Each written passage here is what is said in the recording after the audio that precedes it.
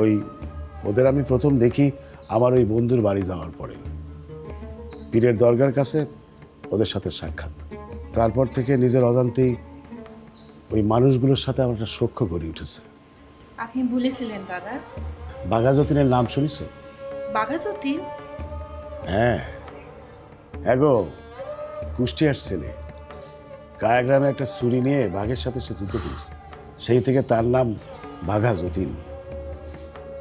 বালাসরে ব্রিটিশদের বিরুদ্ধে যুদ্ধ করে সে সহ 5 জন শহীদ হয়েছে। দাদা আর কি কি ছিল? বাঘাযতীনের সাথে চিত্তপ্রিয় জ্যোতিষ, মনোরঞ্জন আর নীরেন প্রাণ দিল। ওদের জন্য মানে জার্মানি থেকে এক জাহাজ ভরে বন্দুক আর গুলি আসার কথা ছিল। ওয়াদের জন্য? হ্যাঁ, ওদের জন্য, দেশের জন্যই, অথবা মনে করো সশস্ত্র বিপ্লবের জন্য। কিন্তু জাহাজ ধরা পড়লো ব্রিটিশদের হাতে, আর ব্রিটিশটা খবর পালো যে ওরা ওই বালাসরে লুকিয়ে আছে। 1 থেকে 1.5 ঘন্টার উপরে যুদ্ধ হলো। সেই যুদ্ধে 5 বাঘা বাঙালি প্রাণ দিল। তারপর? তারপর আর কি, ওই যে গুলি শেষ হয়ে গিয়েছিল, চিত্তপ্রিয় ওখানে প্রাণ দিল। যতীন আর জ্যোতিষ আহত হলো, মনোরঞ্জন নীরন ধরা পড়ল, আর বাঘাযতীন 10 দিন হাসপাতালে থেকে মারা গেল।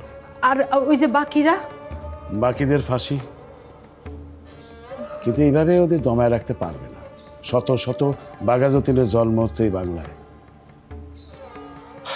তাদের সাথে একটু সময় কাটানো, কিছুই তো করতে পারি না, একটু একটু সময়।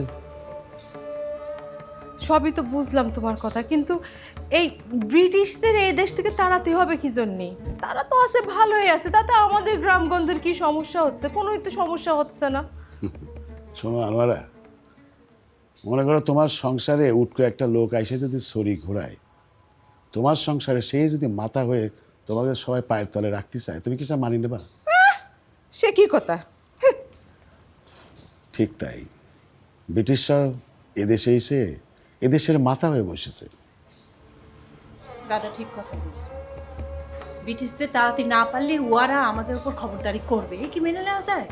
এই জানি বাপু, তোরা যা বলছিস তা না হয় মেনে নিলাম সত্যি, কিন্তু এই যে সবাই বলে ব্রিটিশরা শিক্ষিত জাতি, তারা সভ্য, তাহলে কি সব মিথ্যে? সাক্কে বাবু, শোন মেজো, এসব নিয়ে আমাদের ভাববার কিছু নেই। হ্যাঁ, আমাদের কি ওই হেসেলেই জায়গা, আজ বাদে কাল আবার বিয়ে, ও বাবা কত যে ঝক্কি। চল এসব নিয়ে না ভেবে সেসব নিয়ে ভাবি নে, চল।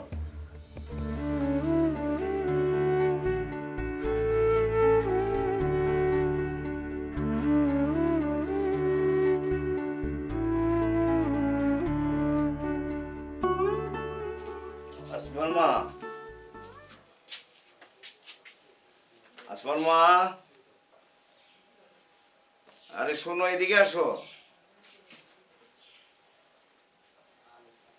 কি ব্যাপার, ডাকতেছিলেন? হ্যাঁ, আমি একটু গঞ্জে যাব, ওই রসুলটার সঙ্গে করে নিয়ে যাব, ওর একটু তাড়াতাড়ি তৈরি হতে বলো। আজকে তো আপনার গঞ্জে যাওয়ানোর কথা না, হঠাৎ করে কি মনে করে গঞ্জে যাওয়ানোর দরকার পড়তেছে? বীরেন বাবু খবর দিছে, জরুরি তার সাথে একটু দেখা করার লেগা। আপনার না আজকে ধান কাটনের কথা, ওপারের জমিটার যে ফসলে পাক ধরছে, আজকালকার মধ্যে না কাটলে তো জমির ফসলে ক্ষতি হইব। আরে ব্যবস্থা নিতেছি, 2-1 দিনের মধ্যেই কামলার খোঁজ কইরা আমরা সব কাটার ব্যবস্থা করব।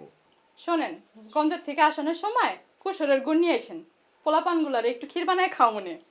ঠিক আছে, আমি বলি, তুমি রসুলটির তাড়াতাড়ি তৈরি হইতে বলো। আচ্ছা, আমি আপনাকে নিয়ে যাবো।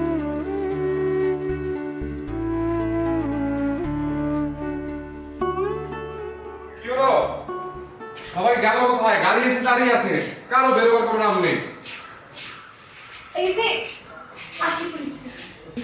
ও কি